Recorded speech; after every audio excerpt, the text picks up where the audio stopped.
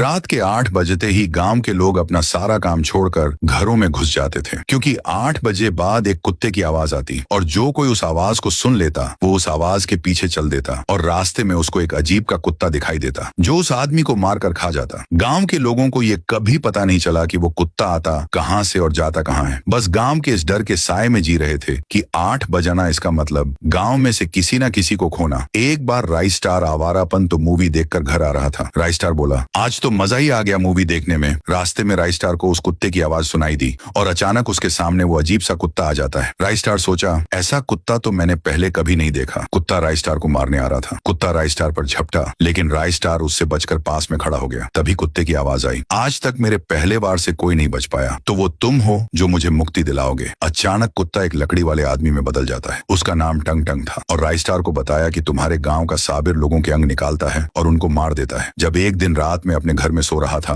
और जब मेरी आंख खुली, मैंने देखा साबिर ने बहुत से लोगों को वहां पटक रखा है और उनके अंग निकाल रहा है। मैं वहां से बचकर भाग निकला, लेकिन साबिर के गुंडों ने मुझे देख लिया और मेरे पर गोली चला दी। मेरी मौत वहीं हो गई। मेरे पास में कुत्ते का वो खिलौना पड़ा था। मेरी आत्मा उसके अंदर आ गई और हर रात 8 बजे मैं गांव में साबिर के गुंडों को मारता हूँ। लेकिन साबिर बाहर गया हुआ है और वो कल आएगा। तुम किसी तरह उन लोगों को बचाओ और साबिर को उस जगह ले आओ जहां मैंने आखिरी सांस ली थी। तब मैं अपना बदला लूंगा और मेरी आत्मा को मुक्ति मिलेगी। राइस स्टार बोला, मैं गांव वालों को बचाने के लिए कुछ भी करने को तैयार हूँ। राइस स्टार साबिर के अड्डे पर जाता है, वहां लोगों को छुड़ाकर गांव भेज देता है और साबिर के आने का इंतजार करता है। जैसे ही साबिर वहां आता है, राइस स्टार अपनी गाड़ी में बैठकर वहां से चल देता है, लेकिन साबिर उसके पीछे नहीं आता।